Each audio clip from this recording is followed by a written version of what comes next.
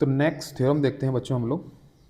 तो इस थ्योरम का जो नाम है वो है converse of midpoint theorem. तो इससे पहले जो थ्योरम देखी थी वो मिड पॉइंट थी, ये है कन्वर्स ऑफ मिड पॉइंट। आइए देखते हैं क्या कह रहा है ये। The line drawn through the mid point of one side of a triangle parallel to another side bisect the third side. तो इस थ्योरम में गिवन क्या है, जो येलो पोर्शन है वो गिवन है और जो ग्रीन पोर्शन है वो हमको लेके आना है। तो मैं आपको फिगर बना के समझाता हूँ। तो इस स्टेटमेंट में ये कहना चाह रहा है कि अगर किसी ट्राइंगल में, मान लेते हैं कि हमारा ट्राइंगल ABC है, तो गिवन लिख लेते हैं अपन।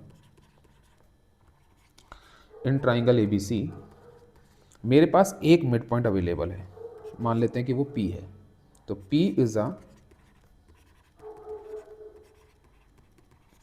Mid point of AB, this is given. और इससे जो लाइन जा रही है, ठीक है ना, इससे जो लाइन जा रही है PQ, वो अपोजिट साइड के पैरेलल है। ये भी गिवन है, PQ is parallel to BC। अब जहां जाकर ये खत्म हो रही है वो उस साइड को दो इक्वल पार्ट्स में डिवाइड कर देगी। मतलब टू प्रूफ क्या होगा हमारा कि AQ इक्वल टू QC हो जाएगा, या मैं बोलूं कि Q इज अ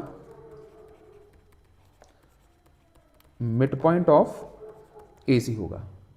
तो अगर आपको क्वेश्चन के अंदर ऐसा कुछ दो चीज मिलती है तो ये तीसरी चीज आप बोल सकते हो कि ये इसका मिड पॉइंट होगा by converse of midpoint theorem. ठीक है ना, ये दोनों चीज गिवन होगी और ये आपको रिजल्ट आपको बनाना है और यूज बोलना है कि ये रिजल्ट कहां से आया, by converse of midpoint theorem. But अगर आपको प्रूफ करने के लिए आ जाता है तो आप कैसे प्रूफ करेंगे वो इस हम लोगों ने वीडियो में हम देखने वाले हैं। तो converse of midpoint theorem का आई होप सब लोगों को रिजल्ट पता लग गया। एक मिड पॉइंट अवेलेबल होगा, वहां से जाने वाली लाइन अपोजिट साइड के पैरेलल होगी और जहां पर वो खत्म हो रही होगी उस साइड को वो दो इक्वल पार्ट्स में क्या कर देगी, डिवाइड कर देगी। ये इसका रिजल्ट है। क्लियर है ना। अब मैं आपको फिगर बना के इस थ्योरम को अपन क्या करते हैं, इस थ्योरम को अपन प्रूव कर लेते हैं। इस थ्योरम को अपन क्या कर लेते हैं, प्रूव कर लेते हैं। तो ABC हमारा ट्राइंगल है, ये हो गया आपका PQ। ठीक है, तो गिवन तो हम ऊपर लिख ही चुके हैं, यहाँ से मैं कंस्ट्रक्शन लिख रहा हूँ। क्या कंस्ट्रक्शन करना है, बिल्कुल करना है। हम एक लाइन बनाएंगे, रे बोलेंगे जिसको, CM। तो CM हमारी AB के क्या बनाई हम लोगों ने, पैरेलल। और हमने PQ को एक्सटेंड कर दिया। सर कहाँ तक एक्सटेंड कर दिया, D तक एक्सटेंड कर दिया। एक्सटेंड PQ को क्या कर दिया हम लोगों ने, एक्सटेंड। अब बाय कंस्ट्रक्शन हमने क्या बोला, CM is parallel to AB। Figure को देखिए, तो जब CM और AB पैरेलल है, मेरी बात समझिए, तो आप ये भी कह सकते हो कि सर जो PB है वो CD के पैरेलल है। क्यों, PB is a part of AB, CD is a part of CM। तो PB इज पैरेलल टू क्या हो गया आपका, CD हो गया। अरे हाँ कि ना बोल सकते हैं अपन इस चीज को बहुत ही अच्छे से। नाउ अगर हम ध्यान से देखें, हम लोग ध्यान से इस चीज़ को समझते हैं कि ये तो हम लोगों को समझ में आ गया कि सर PB और CD हमारे पास क्या हो गया, पैरेलल हो गया। नाउ बच्चों हमको गिवन कंडीशन है कि PQ जो है वो BC के पैरेलल है। दिस इज गिवन सर, ये तो गिवन है, बिल्कुल सही बात है। PQ को ही तो आपने एक्सटेंड करा है PD तक। अब PD भी BC के क्या होगा, पैरेलल। अगर कोई दो लाइन पैरेलल है, अगर उनको एक्सटेंड कर दिया जाता तो भी वो क्या रहने वाली, वो पैरेलल ही रहने वाली है। अगर हम इन दोनों चीज़ों को देखें जो मैंने यहाँ पर डबल क्लिक कर दी हैं, तो आपको ये समझ में आ जाएगा तुरंत कि आपका जो फिगर है, आपका जो कोऑर्डिनेटर है, कौन सा coordinator, PDCB is a parallelogram. ये क्या बन चुका है, पैरेललोग्राम। क्योंकि एक ऐसा कोऑर्डिनेटर जिसकी two pair of opposite side parallel है। ठीक है ना। सबसे पहले तो इस फिगर को मैं कॉपी कर लेता हूँ जिससे कि हम लोगों को नीचे वापस से फिगर बनाना ना पड़े। ठीक है ना, ये फिगर कॉपी कर लिया और यहाँ पे अपन इसको पेस्ट कर देते हैं। ठीक है ना। तो मेरे पास क्या चीज़ आ चुकी है, ध्यान से समझिए। मेरे पास रिजल्ट आ चुका है कि PDCB इज अ पैरेललोग्राम। क्यों, बिकॉज PB और CD पैरेलल है सर, PD और BCB पैरेलल है सर। तो ये अगर पैरेलल है तो अगर किसी भी कोऑर्डिनेटर के अंदर two pair of opposite side अगर पैरेलल बन जाती है तो कोऑर्डिनेटर क्या बन जाता है, पैरेललोग्राम। तो आई होप ये समझ में आ गया होगा सब लोगों को कि PDCB is a parallelogram.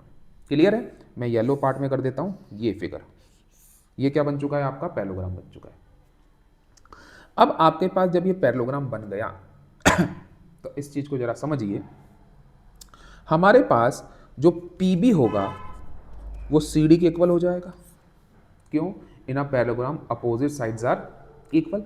Parallelogram के अंदर अपोजिट साइड्स क्या होती हैं? इक्वल। जो पीबी है, अब जरा फिगर को ध्यान से देखिए, पीबी किसके बराबर है? पीबी बराबर है एपी के। Reason, P is a mid point of AB. ठीक है, पी क्या है? मिड पॉइंट है एबी का, तो पीबी और एपी बराबर होंगे। इन दोनों को अगर कंबाइन कर दिया जाए, यहाँ पर भी पीबी है सर, यहाँ पर भी पीबी है सर, ठीक है, तो हम क्या कह सकते हैं? पीबी सीडी के बराबर है और पीबी यहाँ एपी के बराबर है। मेरी बात समझ में आ रही है? तो हम ये दोनों को देख के क्या बोल सकते हैं कि सर सीडी और एपी दोनों इक्वल हो गई। अरे हाँ कि ना, कौन कौन इक्वल हो गई? यहाँ पे मैं ग्रीन से बताता हूँ आपको, सीडी और एपी ये क्या हो चुकी है? इक्वल हो गई है। क्यों इक्वल हो गई है? आई होप सब लोगों को समझ में आ रहा होगा। अब इस फिगर को वापस से ध्यान से देखेंगे, जो जो रिजल्ट आता है आप अपनी कॉपी में लिखते जाओ।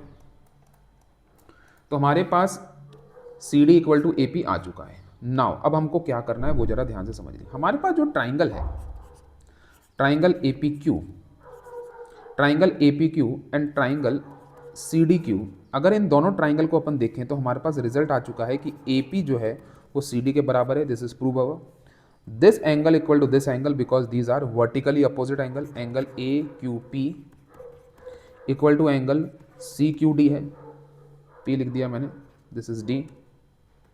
reason is vertically opposite angle है and this angle equal to this angle. क्यों इक्वल है? these are alternative interior angles. कैसे सर? देखो ना, ये लाइन पैरेलल है, ठीक है, और ये जो ब्लैक लाइन बना रखी है ऊपर फिगर में ये ट्रांसवर्सल है, तो ये दोनों एंगल्स कैसे होंगे? Equal, alternative interior angle. तो हम क्या बोलेंगे? Angle A P Q equal है एंगल सी डी क्यू के। Reason is alternative interior angle. तो आपका जो ट्राइंगल है, ट्राइंगल ए पी क्यू, वो कॉन्ग्रेंट बन गया है ट्राइंगल सी डी क्यू के। By which criteria? By A S. A S से ट्राइंगल क्या बन गया आपका? कॉन्ग्रेंट बन गया। जब ट्राइंगल कॉन्ग्रेंट बन जाता है तो सीपीसीटी से कई सारे रिजल्ट आते हैं, सीपीसीटी से कई सारे रिजल्ट। तो उससे क्या रिजल्ट आएगा कि आपका ट्राइंगल एपीक्यू के अंदर ए क्यू और ट्राइंगल सीडीक्यू के अंदर आपका जो सी क्यू हो जाएगा इक्वल हो जाएगा बाय व्हाट? Bye CPCT. और आप देखो, आप यही चाहते थे कि ए क्यू इक्वल टू क्या आ जाए? C Q. तो हम बोल सकते हैं Q is a mid point of A C. तो this is called converse of midpoint theorem. इसको वापस मैं समराइज कर देता हूँ। किसी भी ट्राइंगल के अंदर अगर आपको ये मिलेगा, किसी भी ट्राइंगल में अगर आपको मिलेगा कि एक मिड पॉइंट है, उस मिड पॉइंट से एक लाइन जा रही है पी क्यू, तो पी क्यू बी सी के पैरेलल, दो चीज़ मिलेंगी कि पी आपका मिड पॉइंट हो जाएगा, पी क्यू आपका बी सी के पैरेलल हो जाएगा। तो क्या रिजल्ट आएगा? क्यू क्या बन जाएगा आपका? Q is a mid point किसका बन जाएगा? ए सी का। ये रिजल्ट आएगा जो मैंने बॉक्स में बना दिया।